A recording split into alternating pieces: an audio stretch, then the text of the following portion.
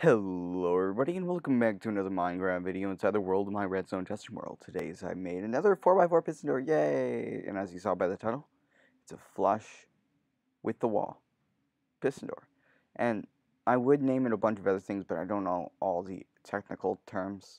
I'm sorry. Uh, so but all I know is I did create a flush with the wall one, so here we go. Shut up, OBS. I don't know if you guys can see what. Can you go away? Thank you. Okay, so basically, this could be way more compact than I made it, but I had a lot of trouble with it. So here it goes. So 4x4 piston door gets pulled out and pulled across. Now I use this lodestone because I really like the lodestone's color. I mean, like pattern. Although I don't know about it. All I know is that it can be can't be pulled by pistons. So let me break down what's actually going on. So at the very start, there is some rails that are get powered. They also get detected by three different observers. This one which goes onto this side, that one which goes onto that side, and of course this one which goes down for the very first thing that ever happens. So basically this detects that this is actually happening, powering these rails which don't connect to this, which means they don't get powered, and then basically power this. The observers detect that, and then they power these blocks, which these pistons will actually be on it, as you can see. So these pistons will be on these blocks and allow you to see it.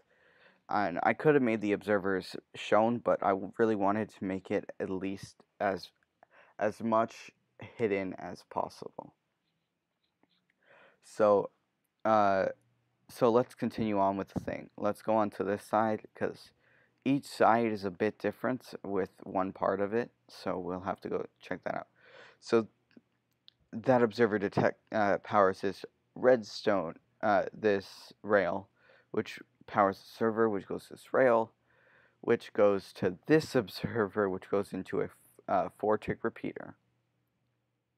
Now this 4-tick repeater is detected by this observer, which powers both of these pistons. So there's one here and one here,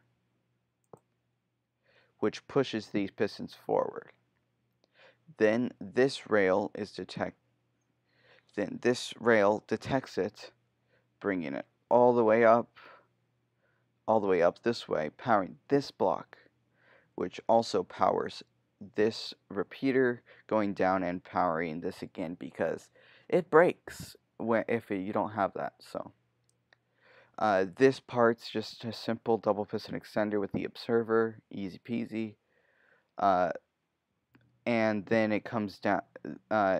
Then when the observer also fixes it, it uses that as a reason to come back and power this, which powers these rails, which also powers these again, just for when it closes. That way you can actually close it.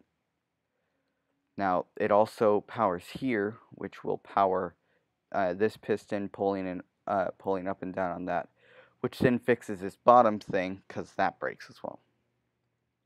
So that's at one side, and the only thing that's different from this side and this side is this part, is because we don't need to power this a bunch of times. That's it. And I know that was a lot to talk about, and honestly, I can't blame you for leaving. But nice flush with the wall, slime, piston door, and I could like do a bunch of different things. Like, I really like the bottom. I really hate that sound.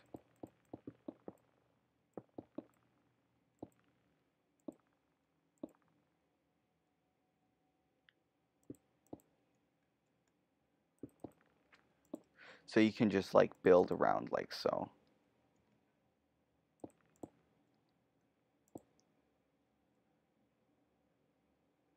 I don't know. It looks cool. I think it does at least. And I mean, it makes you could make a cool little pattern with the actual thing. And as you can see, it works no matter how you put it, as long as you have unmovable blocks. This is a decently long video because I'm very tired. But thank you for watching me, and goodbye.